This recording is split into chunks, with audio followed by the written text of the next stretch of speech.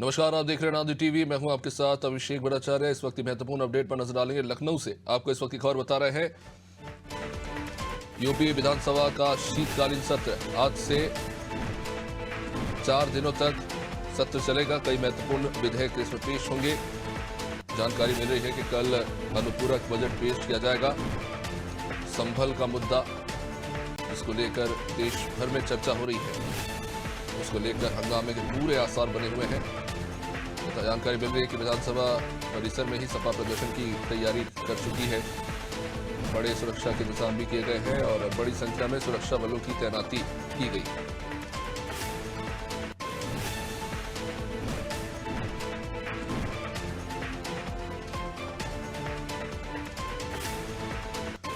चार दिन का विधानसभा का उत्तर प्रदेश का ये सत्र, शीतकालीन सत्र, जिसमें कई महत्वपूर्ण विधेयक पेश होंगे, लेकिन इस बात की पूरी आशंका बनी हुई है कि विधानसभा का सत्र हंगामे की भेंट चढ़ सकता है।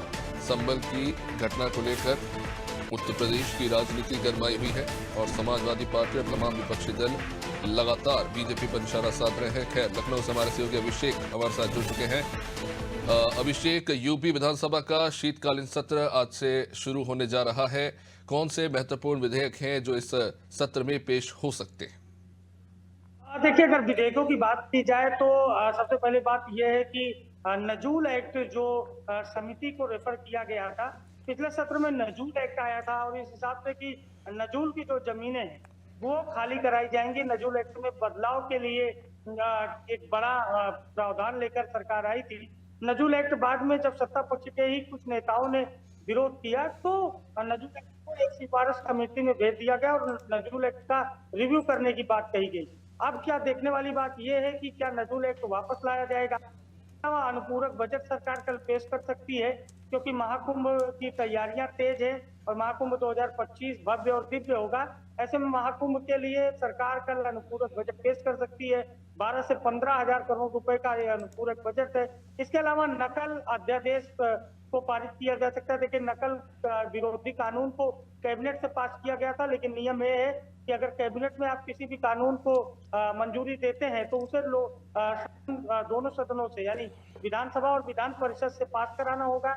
राज्यपाल की संतुष्टि होगी और उसके बाद फिर वो कानून प्रभावी ढंग से उसको अमलीजामा पहनाया जाएगा। कई बार ऐसा भी होता है कि सरकारें कैबिनेट से कानून पारित कर देती हैं और विधान परिषद और विधानसभा में उस कानून को पास नहीं करा पाती, तो बाद में वो कानून फिर रद्द हो जाता है। तो ऐसे में सरकार के सामने ये भी एक चुनौती है कि जो कानून बनाया है एंटी नकल कानून, उसे विधानसभा और विधान परिषद में पास कराए। आंकड़ों को देखा जाए तो सरकार इसमें कामयाब रहेगी, ऐसा कोई नहीं है कि ये माफ नहीं, ये पास नहीं हो सकता है, क्योंकि सरकार के पास संख्या बल पर्याप्त है।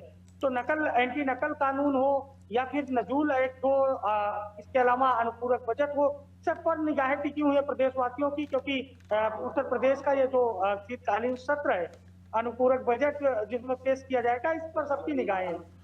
लेकिन 25 करोड़ अभिषेक, आबादी वाला उत्तर प्रदेश जैसा बड़ा राज्य और केवल 4 दिन अनुपूरक बजट तो पेश होगा, लेकिन क्या ये पर्याप्त है कि इतने बड़ी संख्या में विधायक जो है अपनी बात सदन के पटल पर रख पाएंगे? मात्र 4 दिन का सत्र। देखिए, इसको देखिए, अगर बात करें विधानसभा की कार्यवाही की, तो 90 दिनों की कार्यवाही होनी चाहिए विधानसभा की एक वर्ष में, यानी 365/90 दिन, 90 दिनों का सदन होना चाहिए।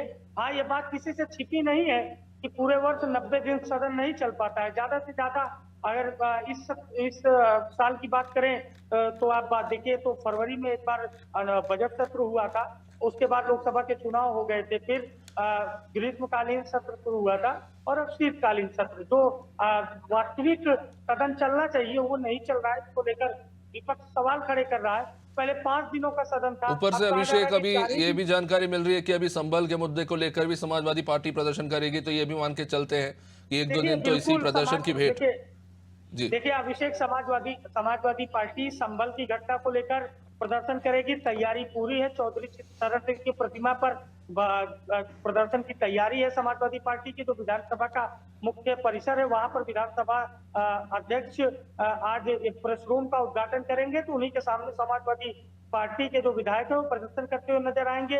बेल में भी हंगामा कर सकते हैं समाजवादी पार्टी के विधायक। अभिषेक, बहराइच और ये आजकल क्या फैशन सा बन गया है कि हर बार कोई ना कोई मुद्दा लेके आप सदन सत्र के दौरान प्रदर्शन शुरू कर देते हैं। यहाँ पर विधानसभा के अंदर जनता की बात होनी चाहिए, उल्टा हम देख रहे हैं कि देखिए विधानसभा के बाहर सियासत हो रही है।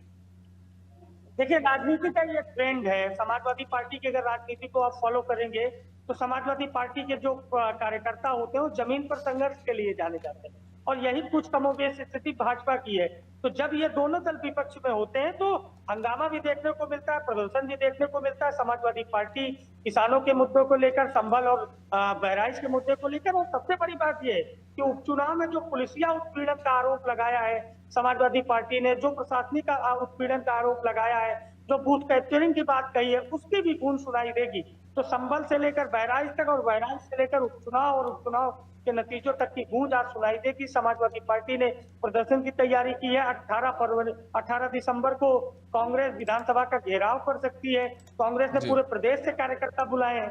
तो आज जो विधानसभा सत्र का पहला दिन है शीतकालीन सत्र का, माना यह जा रहा है कि पूरे हंगामेदार हो सकता है। और आज समाजवादी पार्टी हो, कांग्रेस हो, जो विपक्षी दल है, वो सरकार के विरुद्ध नारेबाजी और प्रदर्शन करने की तैयारी में। शुक्रिया अभिषेक जानकारी के लिए। तो यूपी विधानसभा का शीतकालीन सत्र आज से शुरू होने जा रहा है और इसकी पूरी आशंका बनी हुई है कि काम कम और हंगामा ज्यादा होता दिखाई देगा।